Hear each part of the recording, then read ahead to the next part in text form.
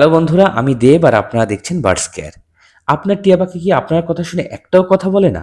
তাহলে আজকের ভিডিওটি শেষ পর্যন্ত দেখুন, কারণ আজকের ভিডিওতে আমি আপনাদের বলবো টিয়া পাখির কিভাবে খুব সুন্দরভাবে কথা বলানো শেখাবেন। বন্ধুরা, ইউটিউবে অনেক ধরনের ভিডিও দেখেছেন, আমি নিজেও অনেক ধরনের ভিডিও করেছি, কিন্তু আজকে আপনাদের কিছু নতুন টিপস দেব। সেই টিপসগুলো কি? আপনার টিয়া পাখিকে কথা বলানোর জন্য শুধু একটা শব্দ বারবার বলাই কিন্তু যথেষ্ট নয়, বরং আসল ব্যাপারটা অনেকটা এমন: আপনার আগে পাখির কাছে শিক্ষক নয়, কথার সঙ্গী হতে হবে। ধরুন, আপনি প্রতিদিন পাখির খাঁচার সামনে গিয়ে বলছেন, মিঠু বলো, মিঠু বলো, মিঠু বলো। পাখি আপনার দিকে তাকিয়ে আছে কিন্তু কিছুই বলছে না। এখানেই কিন্তু আমরা ভুল করি।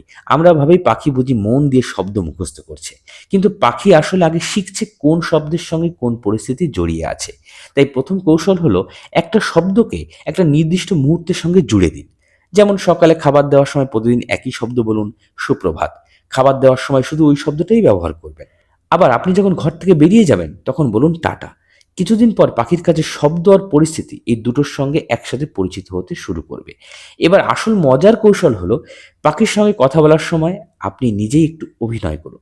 খুব জোরে নয়, কিন্তু পরিষ্কার, আনন্দের এবং একই রকম টোনে কথা বলা শুরু করুন। কারণ টিয়া পাখি শুধু শব্দ নয়, আপনার আওয়াজের ছন্দ এবং আবেগও লক্ষ্য করে। আরেকটা জিনিস কখনোই করবেন না, পাখি ভুল উচ্চারণ করলে কখনোই তাকে বকবেন না।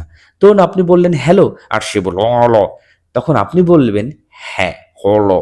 অর্থাৎ তার চেষ্টাকেই গ্রহণ করুন এবং সঠিক শব্দটা আবার পরিষ্কার করে বলুন। এবার আসছে সব থেকে গুরুত্বপূর্ণ বিষয়: একসঙ্গে 10টা শব্দ শেখাবেন না। একটা শব্দ বেছে নিন, সেটাকেই ভালোভাবে শেখার সুযোগ করে দিন। তারপর ধীরে ধীরে নতুন শব্দ যোগ করুন। আর প্রশিক্ষণের সময়টা খুব লম্বা করার একদম দরকার নেই। প্রতিদিন কয়েকটা ছোট ছোট সেশন করুন। পাখি যখন আপনার দিকে তাকিয়ে মনোযোগ দিয়ে শুনছে, তখনই শুধু তাকে শেখান।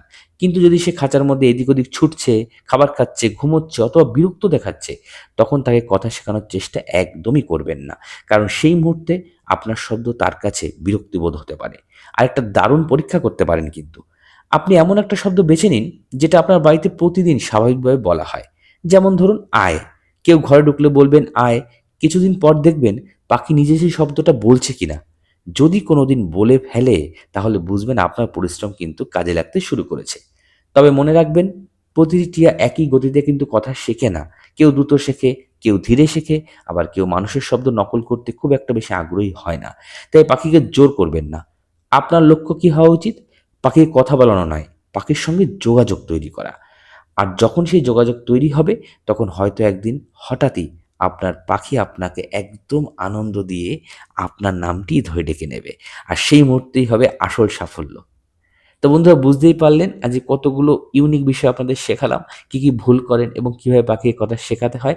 আশা করি আমার মতো এরকম ভিডিও ইউটিউবে খুঁজে পাবেন না।